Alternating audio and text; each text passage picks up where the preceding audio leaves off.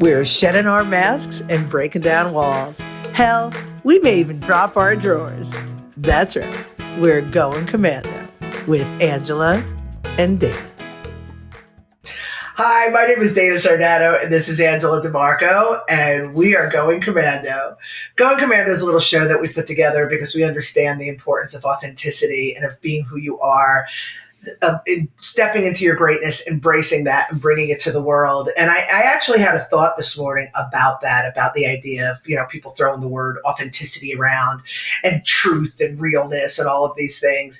And I was thinking about how the word truth, or the idea of truth, is so paradoxical, because many of us say that we want the truth, we want to live in the truth, but yet at the same time we fear the truth. And when I was saying, you can't handle the truth. You can't handle the truth. Again, they don't pull those lines out of thin air. So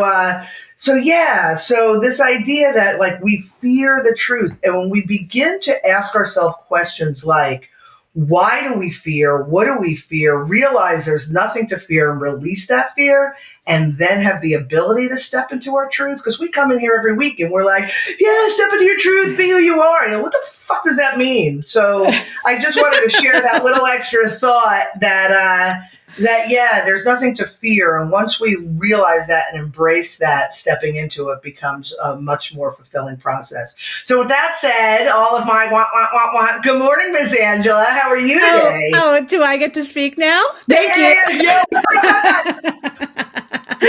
No, all good. And while you're talking about fear, one of the acronyms, right? The acronyms for fear. When I was going through recovery for Alcoholics Anonymous, I can't talk. Caveat, I got no sleep last night. I kicked my son back to school after a week off. I'm like a basket case in a good way. But it helped me understand it, because it might be hard, like you're saying, for people to understand what does it mean to kind of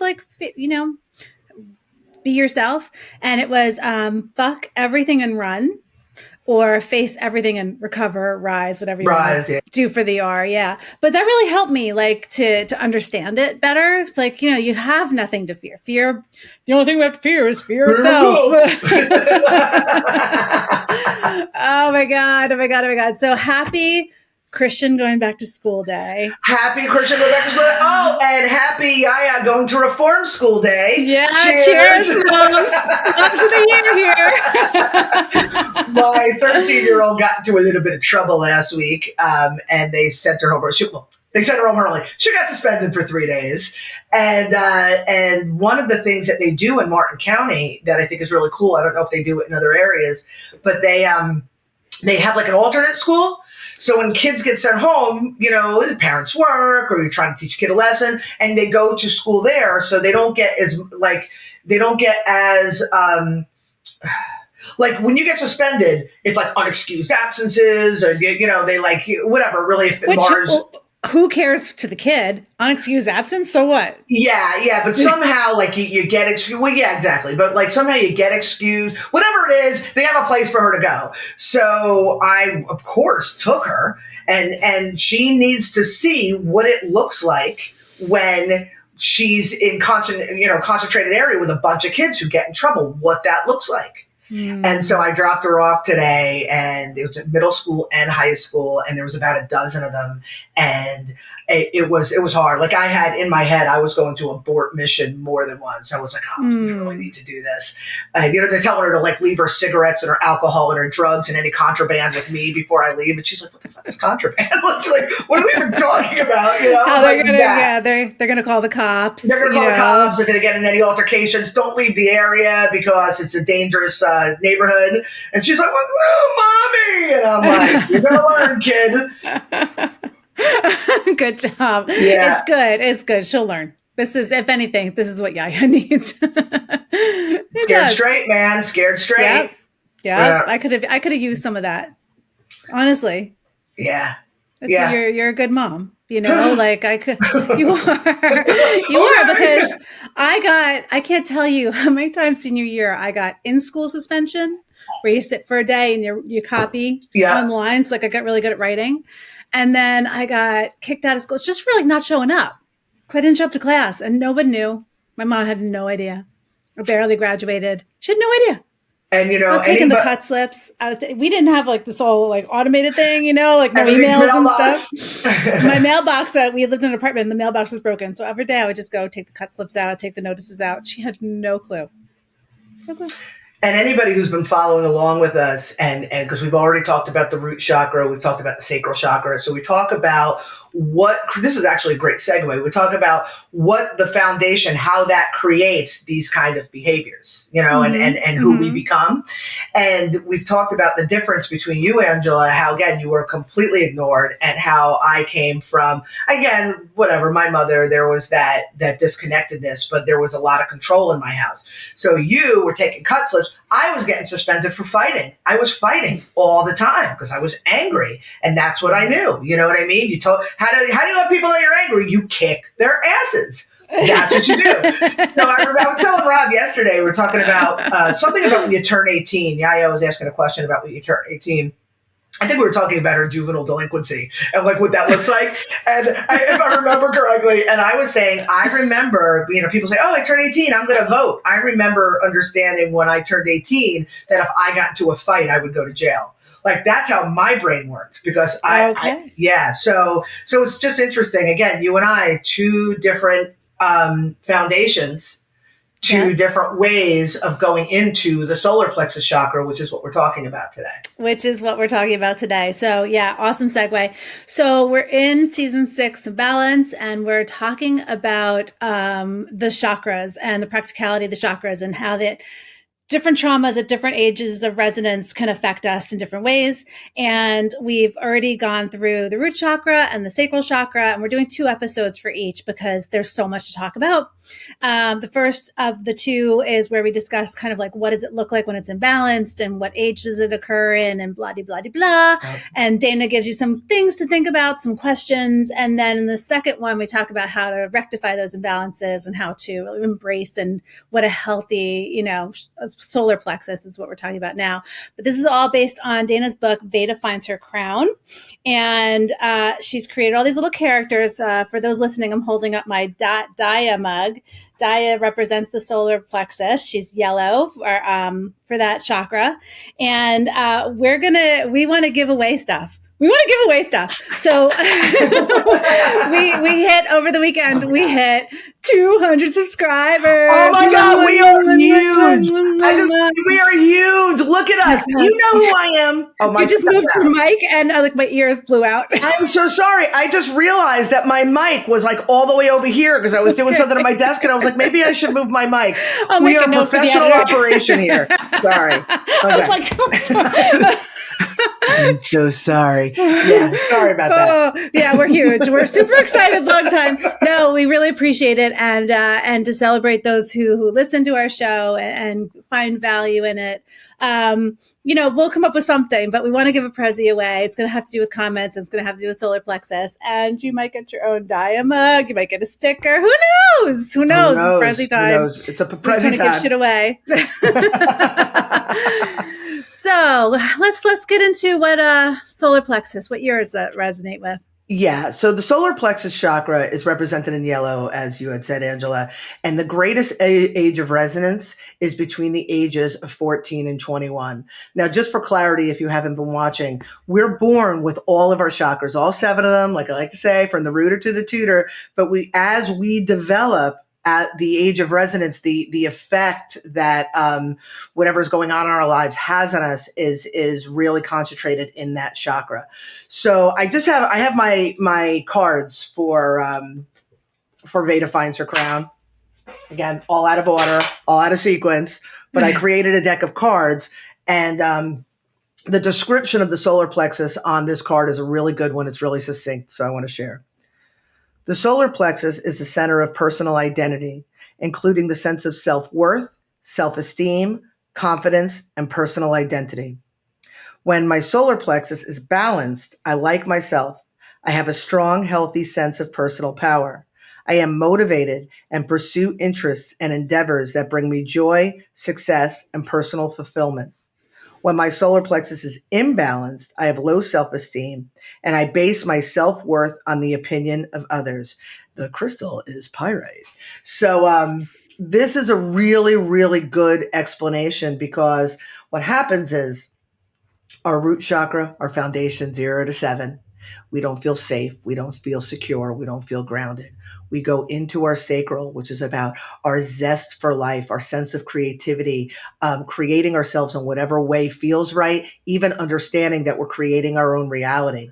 When those two are stunted for whatever reason, we go now into those years of identity, 14 to 21, when you're discovering yourself, when you're really trying to figure out you're not grounded. You have excitement for life. You don't understand that you're the creator of your reality. You're not exercising your own sense of creativity, what it looks like for you. And now you don't feel worthy to pursue your purpose. Now you don't feel like you don't know who you are. You have no sense of confidence. And that becomes a problem. And if we don't learn how to reconcile the imbalances of our former years, we go into now officially adulthood, lost, rudderless. Yeah. Yeah. So I probably started drinking when I was like 13, and I got sober when I was 35. And in all that time, it was because I know I felt all those things. I think I was resolving many of these things only in the past couple of years, that I felt worthy of it, worthy of these things, because I had zero self-esteem, zero self-worth. The only things that I was confident about, the only thing actually that I was confident about was my ability for my career. Like I just knew that once I was in college, you talk about picking up a paintbrush. I charcoaled a picture on a big piece of paper, and I'm like, ooh, I can make pictures for a living. Like that was my thing in college. So I knew my career path. I was really confident about that. But otherwise, I had Maddie right before I turned 30. I was confident that I was supposed to be a mom, but I still didn't have confidence in my ability to mom. But otherwise, everything else, every relationship, every friendship, every reaction to a situation, 9/11. I mean, it fucked me up for like 18 months. 18 months. I remember like it took me to go to therapy and deal with that, the PTSD. Like I just did not feel worthy of any of it. Of any of it, right? And any of it. And think about it. Like think about our society and the amount of people who have anxiety, who have not just people that have been diagnosed, not just people who take medication. People walk around worrying about everything, about worrying about their ability to live the lives that they desire, about their ability to achieve the things they want to achieve, about dreaming beyond, the survival mode that they live in to pay their bills, get to Friday, have the weekend, go back to work on Monday, be distracted by all of the things outside of us that make our lives a little bit more tolerable. That is solar plexus chakra. That anxiety, because anxiety comes from fear, comes from worry. Worry comes from not feeling safe because you're worrying because of what may or may not happen. That's all solar plexus. That is built upon a faulty foundation of fear. That is what it is. And I'm saying it so like a matter of factly, and like it's like, oh my God. Everybody just take a breath, because if your foundation is faulty, it can be fixed. It can be fixed. You just got to look at it. It can be fixed. Yeah, it can be fixed. And even like I got through like starting the business. Am I worthy to start the business? Am I worthy to say to my ex-husband at the time, my husband at the time, I want to quit my just 6-figure job and start a business because it's my passion. It makes me feel good. That took so much for me to get to that point to be able to say that. I am worthy of following my passion. Yep. That was freaking huge. But even before that, what I realized when I was thinking about the downfall of the marriage, I never said, hey, these are my needs. This bothers me. I never communicated that because I never felt. I hit like to me, I was like, I hit like the dream, you know what I mean? I'm going to have the baby. I'm going to have the house, the family, and it was giving me everything that I thought I wanted. So I'd let all the other stuff go about my personal needs. Like it didn't matter. And now when I look back, I'm like, oh, I never expressed what those needs were because I felt not worthy to do Yep, so. yep, yep. And I don't know what it looked like for you, but for me, anytime I tried to get my needs met as a child, anytime anytime I just tried to get my needs met. And again, maybe my ways were imbalanced because I'm a little bit more of an aggressive child, you know what I mean? But it was always met with, I was asking too much. It was always met with, again, it doesn't have to be crazy trauma. It could be as simple as, everybody's throwing the term gaslighting around. It could be as simple as people not meeting your needs and telling you that your needs, what you're asking for is out of line. I was so damaged that the joke was, when I was now a young woman, my 20s, the joke was like, I would never, like, let's just say I ordered meat in a restaurant and it was like, charcoal when I asked for medium rare. I'm like, it's fine. Because I learned somewhere subconsciously that if I asked for what I wanted, that I was a steamroller, I was a monster, I was an asshole, I was all of these things. Like, that stuff is explicit and it's implicit through your experience in these formative years. So, Yes. This kind of leads me to to help people with a broader understanding, because what we need to understand is everything we do, everything in our existence is based on what we believe about ourselves, what we believe about the world around us. And when we go into these formative years, our beliefs start to become concretized. They start to become more complex and more mature from what the little kid believes. Little kid believes I'm not safe, but the 14-year-old believes I'm not worthy to get what I want because every time I ask for what I want, I'm made to believe I'm a jerk for it.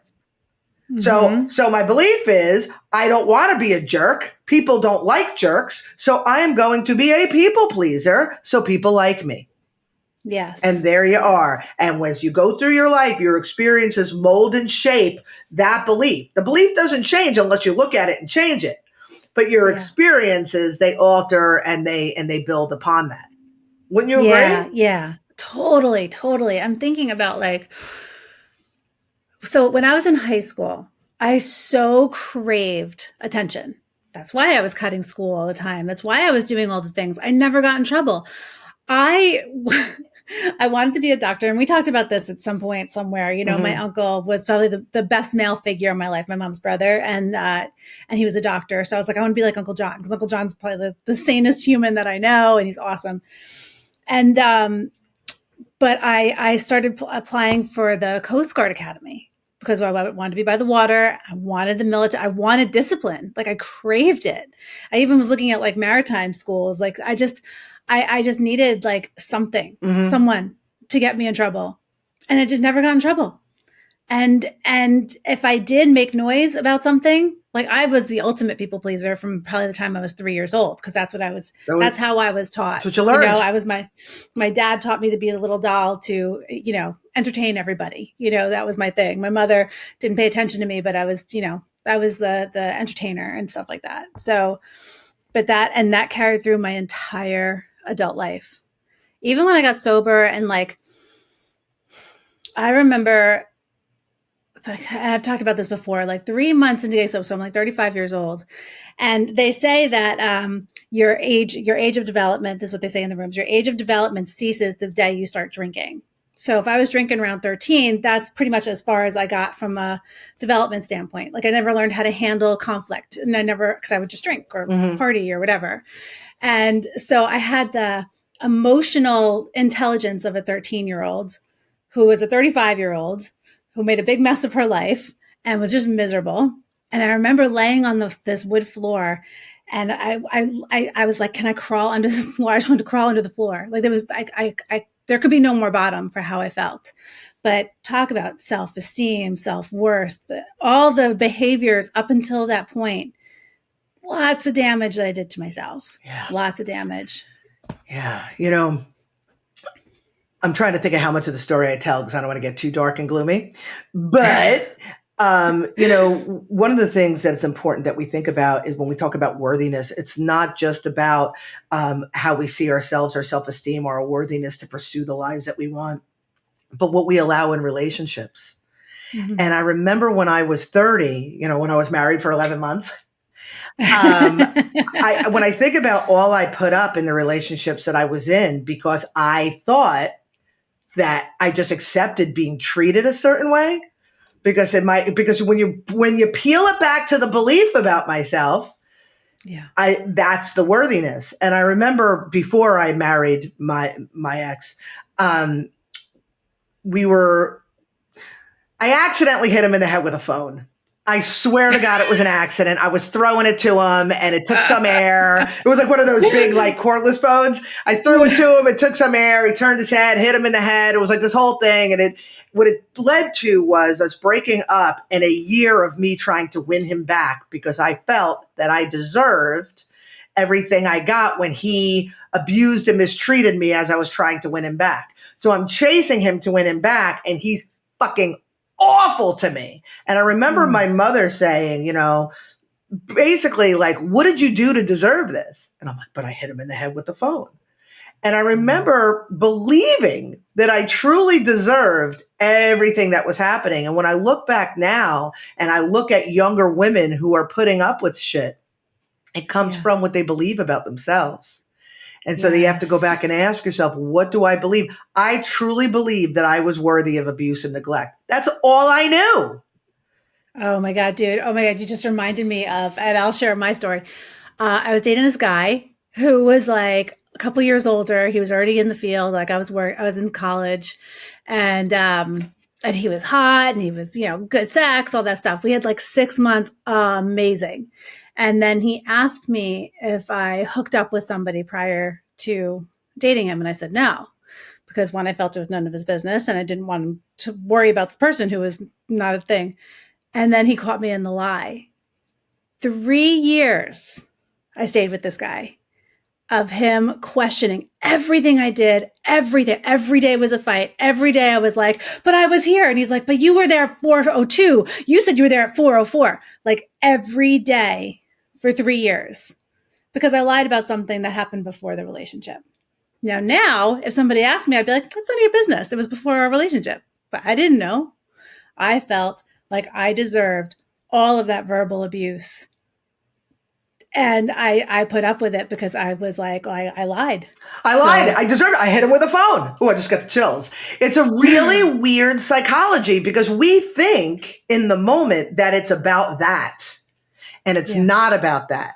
It's about everything that led up to that. It's about that 0 to 21, all those years. And this is really, really important. The root, the sacral, and the solar plexus. Every chakra we talk about from now on, we're going to talk about the heart, the throat, the third eye, and the crown. Everything you're going to see goes back to these 3 chakras. Everything goes back here. Everything goes back here, because these are our formative years. I understood, especially being in education for all the years I was there, I understood that you could do the best you could do with your children from 0 to 14. Give them as much stability as you can, because after 14, now it's like, it's a God's hands. You know what I mean? No, I mean, you're still there. You're still supportive, but the beliefs and the foundation that you've developed in those first 14 years is really what is creating their decision-making. It's creating what they're doing. Even now with Yaya, 13 years old, I just sent her to alternate school. You know what I mean? And oh my God, when she was like 9, I had her in a dumpster. I was in a dumpster with her, just to be clear, to find her retainer, and got all sorts of backlash about, you let that kid go in the dumpster, whatever. I'm like, she threw a retainer out. We had been through all the things about the retainer. Don't put it in the napkin, have the little case, bring it to school. She had to learn the lesson. That's not easy parenting. Right. That is not easy. But the foundation is being built, so when she gets older, she can draw on these experiences. And for those of us who didn't have that, it's not too late to reverse that. No, it's not. And even with Maddie, when she was 15, 16, that's when she got in a lot of trouble. And a lot of stuff waking up. And I didn't know, like, you helped me how to parent her, because I didn't know. because I had no Mm-hmm. experience Mm-hmm. of getting in trouble. You know, Yeah. my way of getting in trouble was my mom, grounding me, but then leaving me with the Spanish speaking babysitter. And I would take her keys to her car and go out with my friends and then be home before mom got home from work. She didn't know. Like, that was my way of it. Yeah. Anyway. But when Maddie got in a lot of trouble, I remember I took away all of her devices and I made her go with me everywhere. I was like, I gotta go to the grocery store, get in the car. I gotta do this, get in the car. She's like, well, I'm tired. I'm like, I don't care, get in the car. I've got to go here. I've got to go here. I'm in the kitchen. Come sit in the kitchen with me. I'm in the living. I've made her stick by me for like at least 2 weeks. She had to do everything with me, like everything. And that was hard and interesting at the same time, but I didn't know it worked. Yeah, but you know what? You had to restore balance. And that's really what it comes down to. When we talk about grounding, oh, I'm grounded, the kid's grounding. All grounding is bringing the children back to center. They clearly did whatever the hell they did because they were imbalanced. They were off center. And so what we do is we bring them back to center, whatever it is, take their phones, put them in their room, whatever it is. We ground them so they can now make reasonable, rational decisions again and go out into the world. So Maddie was completely ungrounded. You pulled her all the way back to super uber grounding. And then she was able to find herself back to center and then go out into the world. And that's sometimes why we have to do these things that are a little bit more drastic than we'd like. You know what I mean? Yeah. But as an 18-year-old, she's certainly far better than I was at 18. So whether it's you're dealing with like your kids and them having issues and their traumas, even if your kids are in their early 20s, you can help them by understanding what they developed during this age of resonance and help them now. For us adults, I mean, I literally got divorced because I have worthiness to follow my passion and to get my needs met and all this stuff. Like, I like myself, all those things that you said on the card, personal identity and just liking myself. I'm my own best friend. Like, I love my own company. I'm going to see some random dance sting thing in the city because I want to go. So I bought myself a ticket. Like, I love it. I love this feeling, and I can't wait until I'm on the other side. Like, I can taste being on the other side. It's like a couple months away. I can taste it. And I just can't wait because I just get to be all of me. And I'm so excited. So nice. A lot of this stuff, it's the work I've been doing, and it's worth it. Yeah. You are definitely the poster child for somebody who's done the work as an adult. We both are. Done the work as an adult. I mean, you don't hatch from an egg like this, you know what I mean? But, doing the work and seeing the benefits on the other side. And that's why you and I do this. So we could show people. When we say, when I open with step into your greatness and show others, this is what we're talking about. This is what we're talking about, And I find also, when people walk around super apologetic all the time. Oh, I'm sorry. You're apologizing for your existence. That's worthiness. That's what I did that all the time. If someone bumps into me, I always apologize first. That's my reaction. Yeah, but I'll be honest, I don't really see anything wrong. Like, I get it. Excuse me. But because of where it's coming from. Yeah. You know what I mean? Yeah. Like, that's because for me, like, it's just my go-to. Yeah. It's like someone hurts me, someone does something. Yeah. I'm like, oh, I'm sorry. Yeah. First I'm like, sorry. Yeah, because you assume. I was in the way. I didn't realize this. I didn't realize this until hindsight. But with my mother, I never told my mother, like, I never held my mother accountable by saying, like, I never just said, I don't like this, or this doesn't work for me, or never, ever, ever. And what I realized in hindsight was there was a deep-seated fear in me that if I ever said that, I would hear all the things that were wrong with me. Remember, fear of the truth. Because I somehow didn't realize as a kid, I always believed I was wrong.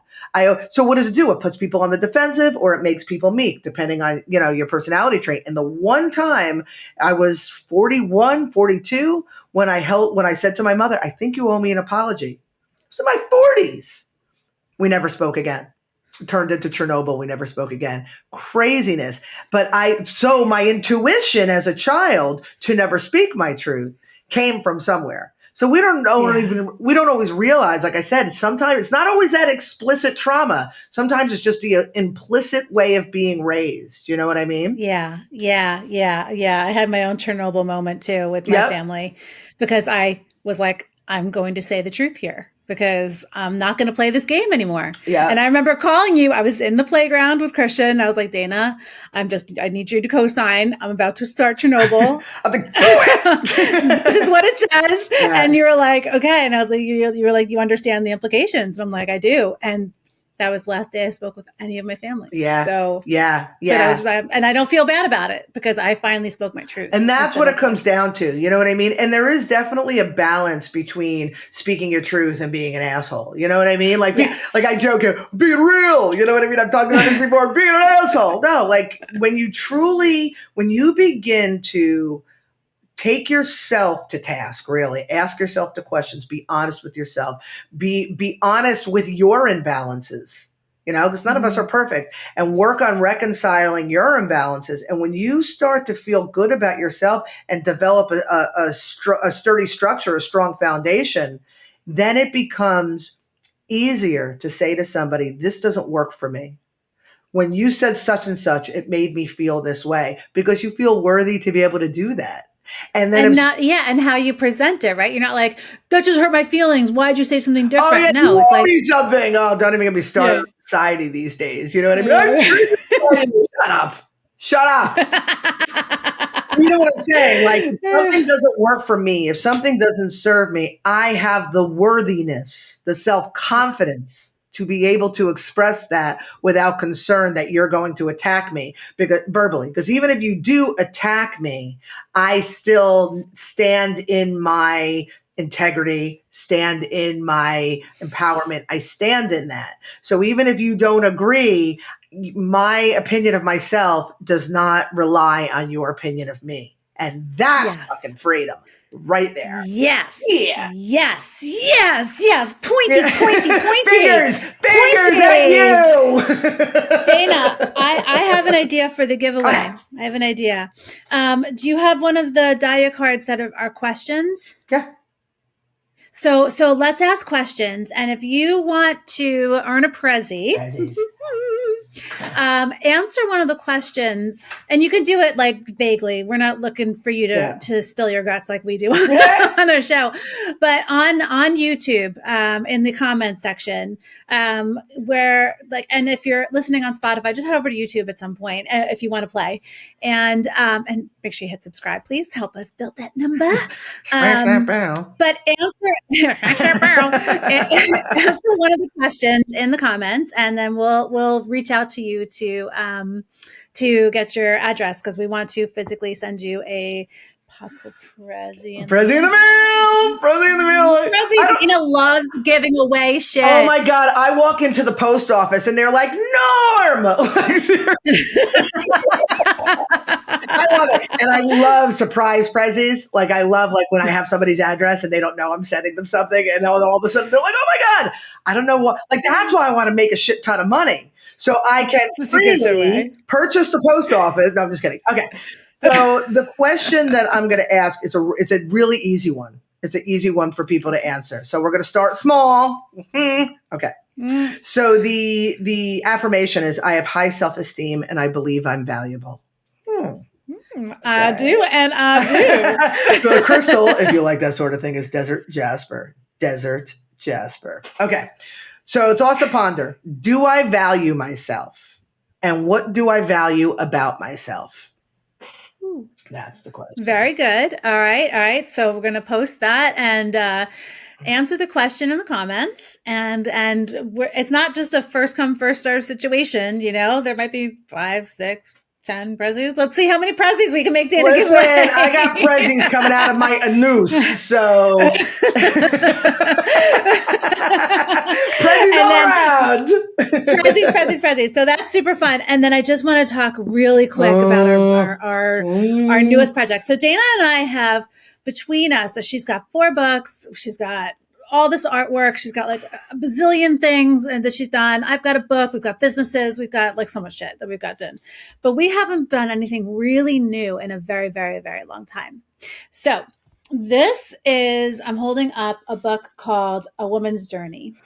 And it is an exquisite anthology of all of Dana's Ubuntu girls, all of her empowerment girls, all of her nudes, all of her beautiful paintings. And I'm not going to show you the inside because we had tried to make this a year ago at one point.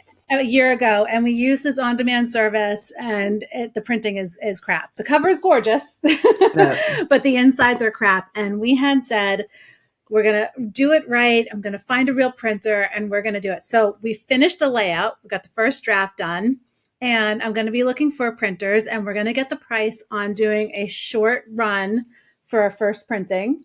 And we're going to have like a pre-sale and presents with the pre-sale, presents with the pre-sale, presents with the pre-sale, presents with the pre-sale, very hot water baby. You know, it's just going to be incredible. So I'll share like spreads. We'll be sharing news about it. We're going to be doing like, okay.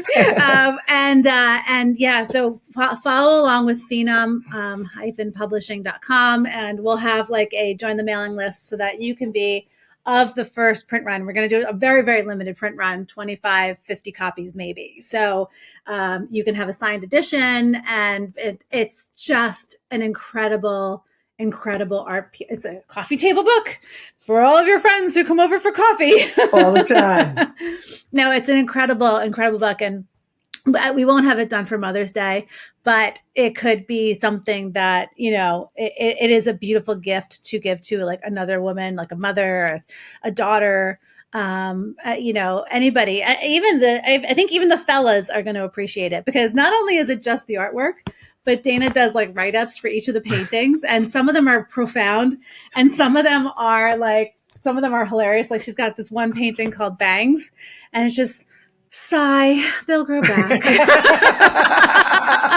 That's so funny, because that's the one I was thinking of, because some of them when I was reading through last night, some of them are like lengthy. Like I talk about like my you know, the impetus and what inspired me, and I like really get deep, and then it's Bangs, they'll grow back. You know what I mean? Yeah. So it's Dana's brilliant writing, Dana's brilliant artwork, and yeah, so stay tuned for A Woman's Journey by Ms. Dana Sardano. And then after that, we're going to be working on the I Am books. If some of you remember, Dana was painting all of these versions of myself in aspects. And then I have like articles to go along with it. And then that's the next book. So we've got some cool stuff. And then we've got 2 children's books that are all like in progress. All these things were... Oh, the audio books. Oh my God. Got 2 audio books right here. How is that even possible? It's amazing. That's why my mic is all moved, because I do different things. You know what I mean? So I'm sorry I blasted your ears out. So we're going to be releasing 10 Recommandments for Personal Empowerment on audiobook, and Decoding the Woo Woo on audiobook. Those are coming out super soon, long time.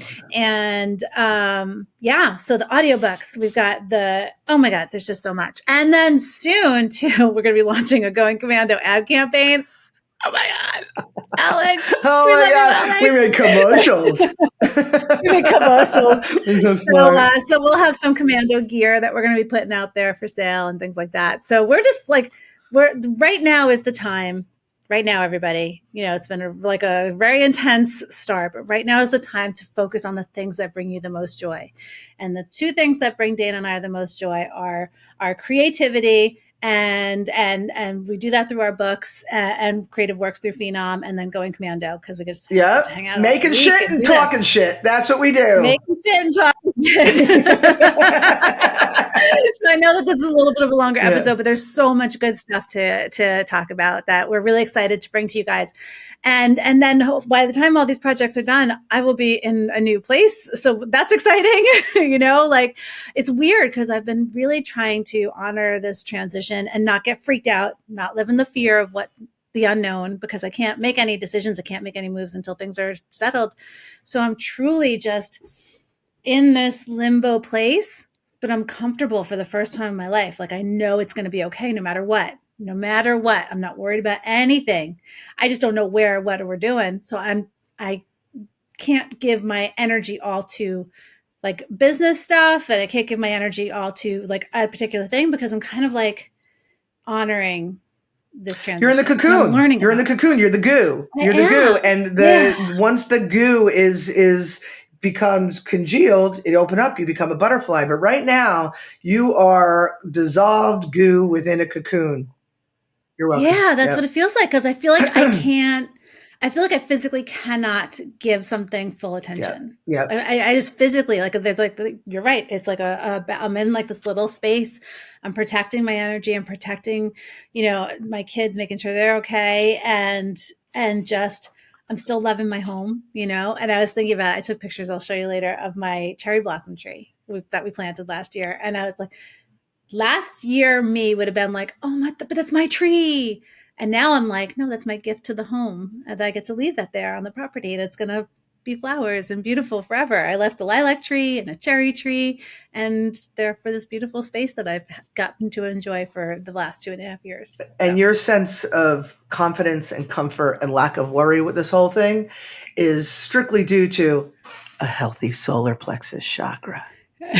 Healthy solar plexus chakra. It is, man. Yeah, so be like me, folks. With that said. All right, break out the wheel. Yeah, we kept you for a long time, everybody. Comment below. We want to send prezzies. Yeah, subscribe if you're not. What do you value about yourself? What do you value about yourself? What do you value about yourself? That's it. Yeah, what do you value about yourself? My sense of being calm in this time. Nice.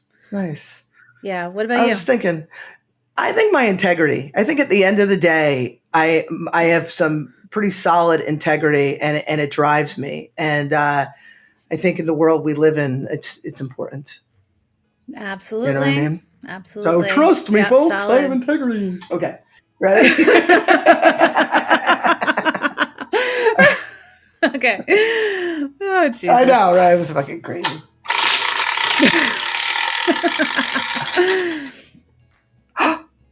Stay fresh, cheese bags. So close. Got it. Whatever, dude. We're not a dance team. We're a comedy troupe. It's whatever. Goodbye, buddy. Bye, cheese bags.